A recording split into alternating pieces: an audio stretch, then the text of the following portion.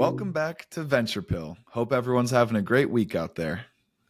Yes, sir. First, you'll hear about Posh, hot off a $22 million Series A led by Goodwater Capital. The company is looking to foster human connection through its platform that brings people together in more intimate event settings. Then we'll do a quick Pillfolio update on Saronic, which just achieved unicorn status with a $175 million Series B led by Andreessen Horowitz.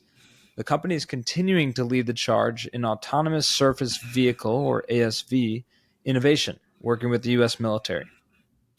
Yep, excited to get into that breakdown.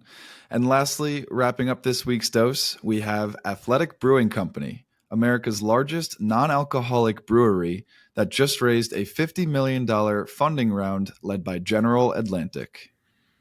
Another diverse dose on the docket for this week. Let's get into it. Here we go, partner.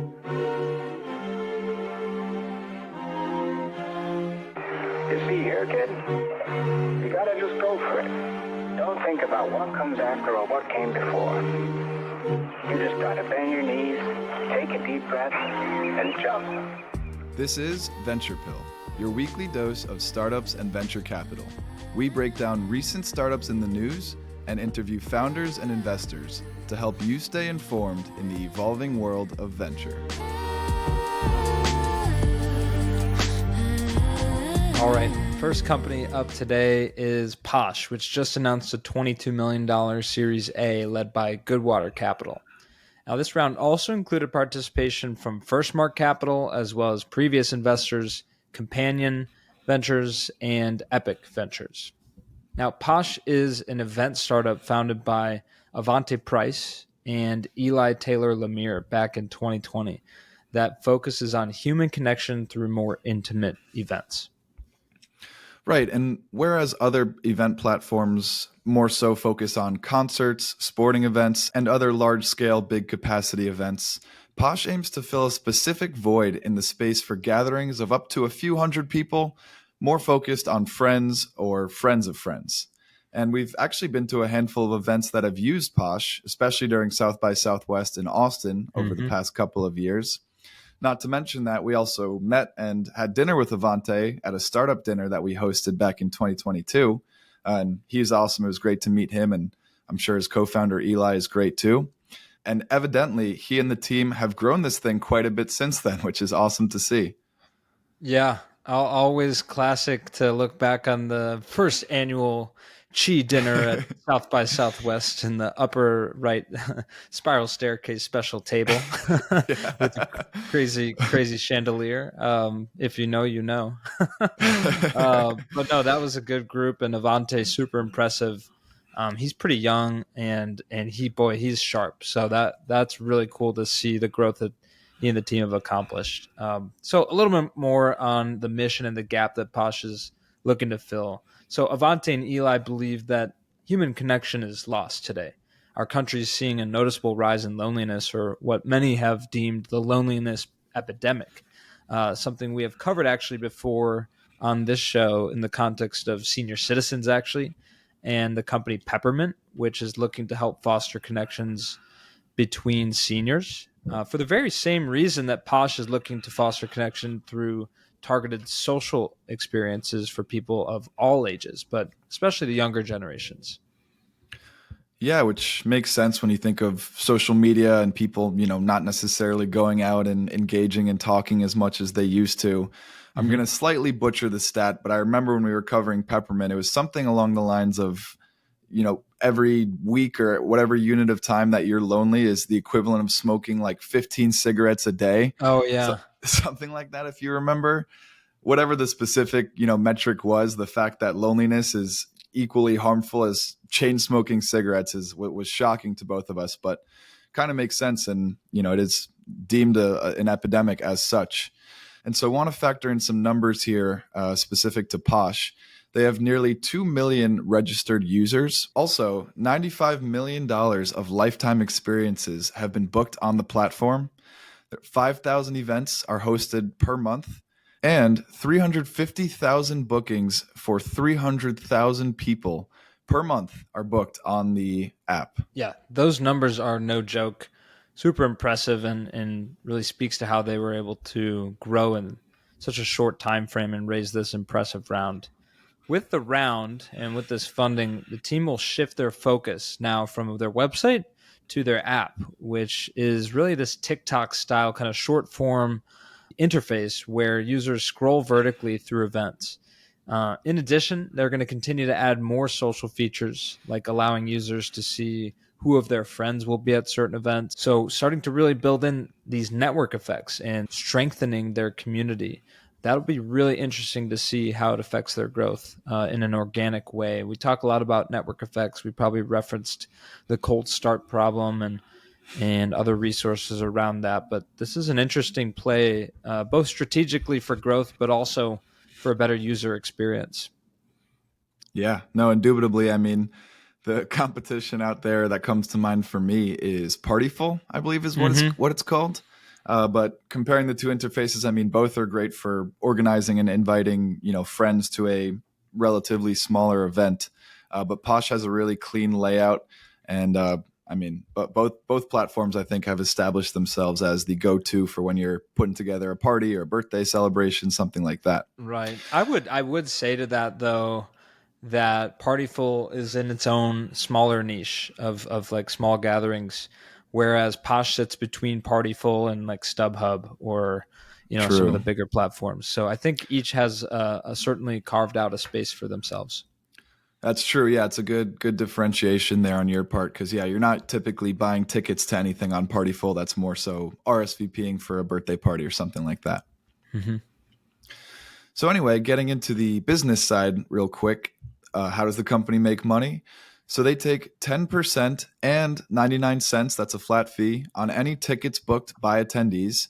But interestingly, they actually do not charge event organizers at this time. Maybe as they continue to grow, that is subject to change. And yeah, it'll just be interesting to see how their business model evolves over the next couple of years as they look to capitalize on the growth of their app and all these social features that you listed. And yeah, in light of this fundraise and all the exciting growth and already having met Avante a couple of times, it'd be awesome to host Avante and Eli on the pod sometime soon just to hear more from them, let them talk through the journey that led to them having this fundraise for Posh. Let's see if we can make it happen. Yeah, we'll have to reach out. We'll be sure to tag them in our posts and help them spread the word because they're doing great things. So yeah, we'll see what we can do. Yeah, you don't forget the guy that you shared fried rice with. No, or that you mistakenly try to teach them how to eat a soup dumpling when they already know.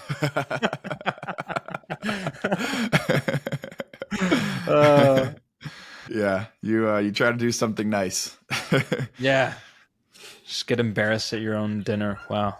Yeah. Anyways, but, hey, just didn't want anybody to burn their mouth or make a fool of themselves. Yeah, no, you had the best intentions, and taking a step back to Posh here, it's exciting to see this growth again. We know Avante semi-personally, a couple South by Southwest meetups, so we'd love to stay in touch, and if we can get an interview or just catch-up call with him, that'd be awesome. Yep. All right, moving on to our second company of this week's dose. We have another Pillfolio update, which is always nice to see the Pillfolio moving up and to the right. We have Saronic, which just achieved unicorn status with a $175 million Series B led by Andreessen Horowitz. Wow. With a valuation of exactly $1 billion or right around $1 billion. The round also included participation from both new and existing investors, including 8VC, Caffeinated Capital, and others. Of course, we have to mention our good friend and true venture pill correspondent, Tom Smith over at 8VC. He's been telling us about these guys in Saronic and how they've been doing super impressive things. He's wanted to help us get them on the show back when we were in Austin, at least, because this is an Austin-based company. We'll see what we can do there. So we got some interview outreach and scheduling to do on behalf of the Pilgrims, get some of these stories. But for now, these were two great companies we wanted to cover in the meantime. Yeah, and way to mention Tom Smith. We would be remiss not to mention our boots on the ground correspondent over at 8VC. Good friend of ours. And we'll do a little bit of a recap from our breakdown when we covered them last time. To get into the company background, so Saronic is an Austin-based startup that is redefining maritime superiority for the U.S. Navy and its allies by delivering the most effective and advanced ASVs, that's autonomous surface vehicles. And so their ASVs are designed to serve as a force multiplier for the existing fleet, working alongside manned systems to allow naval forces to go further and do more with less risk to life and mission. It is pretty insane, the technology that these guys have developed. So a little bit more on the background when we covered them last in episode 90, which I believe was sometime last fall. They raised a $55 million Series A at the time, so less than a year later to get to unicorn status with a huge B round. They're pouring some fuel on the fire. It had a lot of the same investors. The last round was led by Caffeinated Capital, had participation from 8VC and Andreessen Horowitz, as well as a couple of others. Interesting to see that flip where Andreessen stepped up to lead this round. Caffeinated must play a little bit more in the earlier stages. Obviously, we know Andreessen plays in many stages and has a lot of capital to deploy, so that makes sense. But it's not too often you see kind of that switch around, which is pretty cool. Yeah, and a lot of heavy hitters on that cap table. We talked about Caffeinated and Andreessen, 8VC, but also, some pretty frequently mentioned other big players in the space like Lightspeed Venture Partners, Point72, and others. So, if the cap table is any indication, there's a lot of early signs of promise for Saronic. And so at the time when we covered them last time, they were prototyping two ships, the 6-foot-long Spyglass and the 13-foot Cutlass, each outfitted with remotely updatable software capable of carrying diverse payloads, even in communication dead zones. Evidently, the Navy was impressed by these prototypes, as Saronic already had 2 R&D agreements with their maritime service branch. And we talked about this last time, but to reiterate, it's really capitalizing on a rising trend. So historically, defense tech hadn't drawn too much interest from venture capital, but we saw that start to change in 2022. Maybe that was due to, rising geopolitical tensions. But US-based defense tech startups raised a total of $2.1 billion across 53 total deals at the time we last covered this company. Yeah, I mean, 15% of that in one round here now later? I'm sure that number is growing quite quickly even since then. So flashing back ahead to today, we wanted to quote Catherine Boyle, GP at Andreessen Horowitz. She said, quote, "Our nation's future depends on us continuing to build and deploy the best, most innovative technology. Saronic is developing the solutions we need to protect the warfighter and stay ahead of our adversaries, and we are proud to support their continued growth," end quote. So I don't know, that stuck out to me is like, we talk a lot about mission-based companies, and some people may shy away from talking about the military, and you may have different opinions about it. But at the end of the day, this is super cool how innovation's happening in the private sector to partner with government and the military to protect our country, to stay ahead of the game, to not get complacent. And it's companies like this that are really helping drive that innovation and stay ahead. Yeah, well said. It's similar to the private emphasis on outer space recently, right? And we've covered that a bunch in the past. I'm having shades of our interview with Larson Jensen, but yeah, agreed 100%. While it may not be the most comfortable thing to talk about or think about, it is obviously one of the most imperative things that is important for America to stay ahead of the curve on as best they can. So love what they're doing here at Saronic. And lastly, as for what the company plans to do with this massive Series B, so this new investment capital will accelerate Saronic's growth both domestically and internationally. So at home, this will allow for further expansion of Saronic's in-house manufacturing capabilities and enable increased production of all of its ASV models. Also, it will advance the research and development of new autonomous capabilities for naval and maritime forces, including increased technology and payload integration with government and commercial partners. Yeah, not to mention internationally, this investment will support Saronic's expansion to more fully serve U.S. allies as well and partners in key markets. So yeah, a lot of capital to deploy. Obviously, these things are not cheap. I will say they're not so expensive either. Like they've priced them nicely to where it makes a lot of sense for the military to invest in these. But clearly, more money means building these things and getting them out to where they need to go, including internationally. So it's just awesome to see. To wrap up this breakdown, awesome to see another unicorn come out of Austin. Obviously, as we're biased and both love the startup community there, but specifically a vertically integrated hard tech software company in the military space, defense tech. That's pretty cool too. And we know 8VC's established a presence there. This could be another hub of innovation, another sector for Austin in the coming years. Who knows? Yeah, it'll be interesting to see if Austin does emerge as a hub for that. I mean, as we said before, to $55 million less than a year ago raised in a Series A, and now $175 million less than a year later on a Series B. Strong conviction. I'm sure demand they're seeing an increase in demand, and excited to keep tabs on Saronic. I mean, I personally just find this one of the more interesting sectors of venture capital. So always cool to learn about what's going on. Alrighty, closing out this week's dose, we have Athletic Brewing Company, which is America's largest non-alcoholic brewery that just announced a $50 million funding round led by General Atlantic, with participation from multiple existing investors.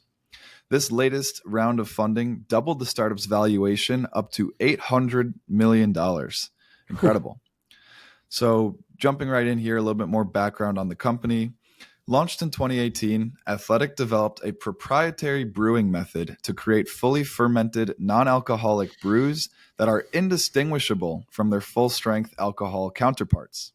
An industry pioneer, the company has grown from producing just 875 barrels back in 2018 to selling over 258,000 barrels in 2023, establishing itself as a top 20 U.S. brewery. That is crazy. Explosive growth. Yeah, that is explosive growth. To be honest, didn't even realize that Athletic Brewing was a non-alcoholic brewery. I had heard of. I can't say I've tried it. Maybe I think you and I were talking. You've tried it, been handed one on a boat, maybe. Didn't even realize it didn't have alcohol in it, which is a testament to both their branding and their taste, I guess. We'll get into a little bit more of their success in the brewery space, but wanted to first highlight some trends here. According to recent polling, 41% of Americans are actively trying to moderate their alcohol consumption here in 2024, a 7% increase from last year. Additionally, 58% of consumers say that low and non-alcoholic beer is a good alternative for anyone looking to moderate their alcohol consumption long term. Yeah, this reminded us both of Sunnyside, a startup we covered a good 6 months ago or so at this point, but similar platform essentially based off these trends of Americans or people in general looking to moderate their alcohol consumption. Basically just a platform that makes it easier and more rewarding to cut back on alcohol, and a good way of keeping you honest. So you mentioned some consumer trends there. Let's get into some sales data. According to Nielsen IQ data, January sales of non-alcoholic beer in San Diego surged by 49% compared to the previous year, reaching just a hair under $520,000 in total sales, which is more than 250% higher than the figure was back in 2020. So nationally, while overall beer sales remain generally flat, the non-alcoholic beer segment is thriving, on the other hand. Yeah, nothing like some Santiago surfer bros just popping some Athletic brews after a nice NAR sesh, right? Yeah. Took the words right out my mouth, partner. But jokes aside, yeah, it's a fascinating market trend here. A little bit more on that. Fact MR projects that the global non-alcoholic beer market will grow by 7.2% annually from 2023 to 2033, reaching a market volume of 40 billion by 2033. So the demand for healthier, lower calorie alternatives to traditional alcoholic beverages drives this growth. It's going to be really interesting to see what things look like in 9 years now, 9 years from today. Yeah, I think it's just, I mean, we mentioned the trends already, but people becoming more health conscious, more aware of how important, quality sleep is and the calories that come with traditional alcohol. And it's pretty cool to see, that rise in awareness driving this market demand, this shift in market demand, I should say. Anyway, we wanted to also highlight some recent achievements and accolades that Athletic Brewing Company has made headlines with recently. So they were recently named one of Time's 100 most influential companies of 2024, and they were selected as one of GQ's 20 most creative companies in the world. So getting a lot of media recognition. Essentially, in both instances, it's highlighting the fact that Athletic Brewing has revolutionized both the quality and marketing of non-alcoholic beer, making moderation more accessible and creating new occasions for the brewing industry. And as always, the website will be linked in the show notes, but definitely recommend our pilgrims go check it out. Great website, and the menu of all the different flavors and IPAs and different types of brews they have. It's incredible. It really is like a microbrewery. Any type of beer you might be looking for, that they have it, and it's not alcoholic, of course. Additionally, one more accolade to cover here: Athletic was also selected as one of Ad Age's top 20 hottest brands. So they're, in terms of marketing and just establishing themselves as a company, kind of spearheading the charge in this non-alcoholic beer movement. Athletic Brewing Company is making some serious waves over here, partner. Absolutely. Yeah. And not to mention some awards in the brewing space, which I did allude to earlier. The company has won over 70 prestigious brewing awards, including gold and silver for its Run Wild and Free Wave IPAs in the 2022 U.S. Open of Beer Championship, which, Yes. as you said earlier, like, how do we get involved in such a championship? Can we get a press pass? Yeah. Yeah. Seriously, do some man on the street reporting there. It was also named the North American Brewer of the Year at the 2022 International Beer Challenge. Same goes with the IBC. We'd love to be there. Yeah, did not know that these institutions existed in the world of beer, but would love to get some boots on the ground, beers in the hand action going at any of these events. Well, few pilgrims probably know we got our early start as a podcasting duo at the Austin Startup Tech Beer Pong competition. It's true. In Austin. True. That same South by Southwest that we met Avante, actually. So throwing it back to 2022, baby. That's true. We did make it to the Sweet 16. We had ambitions for the championship. Cheered our friend on, Jack. Maybe we could have had a little bit of better aim if we were drinking some athletic brews. That is probably true. Yeah, it felt like some people in that beer pong tournament had been practicing for months, but overall a pretty good showing for us and a good way to get our name out there to start. Anyway, True. Back to Athletic Brewing Company. Want to transition over to some market positioning as well as some traction. They've had some awesome traction in their short history as a company. So they were ranked by the Brewers Association as the 10th largest U.S. craft brewery, and as we mentioned earlier, 20th largest overall U.S. brewing company. All of that leading to Athletic Brewing being America's #1 non-alcoholic beer brand. And with dollar sales growing by more than 60%, Athletic currently holds over 19% market share within the non-alcoholic beer market, and is driving 32% of total non-alcoholic beer category growth. So a category creator, a leader within the category, those are significant percentages, especially on the heels of those statistics we just mentioned of how this is such a rising market as of recent. That it is wild. This is incredible. Yeah, driving a third of total growth in a category. That is category creation and leadership. So it's probably a case study to be in business schools here in the near future. But growing popularity hasn't gone unnoticed by the established beer companies. Down with big beer, am I right? It's down with big beer. I don't know if that's quite a movement that people can get behind. But who knows, in 2033 it might be. Giants like Heineken, Constellation Brands, which is Corona, and others, Anheuser-Busch, Budweiser, obviously, and then Guinness, they've all introduced non-alcoholic options to their portfolios. So it is a broader trend that everybody's taking part in. Athletic Brewing really making a name for themselves, though, as the category leader. With the new funding, the investment will be used to increase production capacity to help compete with those big brands, stay ahead of the competition, and also to expand their product offerings globally, including the acquisition of Ballast Point's brewing facility in Miramar, San Diego. Right, and with the acquisition of that new facility, over the next 18 months, year and a half or so, Athletic is planning a series of renovations and site improvements at the new facility, including the installation of a new packaging line and enhancements to the brew house, the cellar, and the lab to meet the company's strict food safety and quality standards. That said, once the facility is operational, Athletic expects to double its U.S. brewing capacity, and it's already being sold across all 50 states. And, that they wouldn't be doing this if there wasn't a surging demand for their brews. So exciting traction and future plans here for Athletic Brewing Company. Yeah. So many folks have heard about it. If you haven't yet, you will soon, as they're going to be pouring some fuel on the fire and growing this thing like crazy. We'll have to try a couple here soon. Maybe on a boat. Seems that's the best place to do it. So we'll probably have to do another boat interview with some Athletic brews. Yeah. Cheers to that, partner. And cheers to our 132nd episode. We are chugging right along. Incredible. It feels like I blinked once from our 100th episode and we're already at 132. Incredible stuff, but a pleasure as always, partner. And thank you to all of our pilgrims out there, loyal as ever, for listening to this week's episode.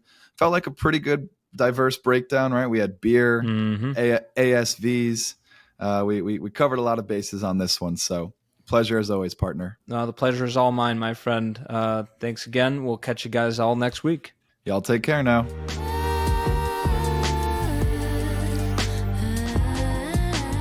Thanks for listening. Join us next week for another dose of startups and venture capital. And as always, we appreciate our pilgrims spreading the word about the show. Share with your friends and help someone else make the pilgrimage. See you next time.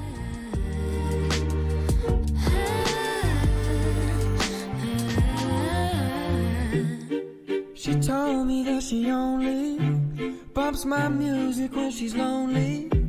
Thinks my vibe's a little low-key, okie dokie, that's alright, but wait, I don't know how to do things different.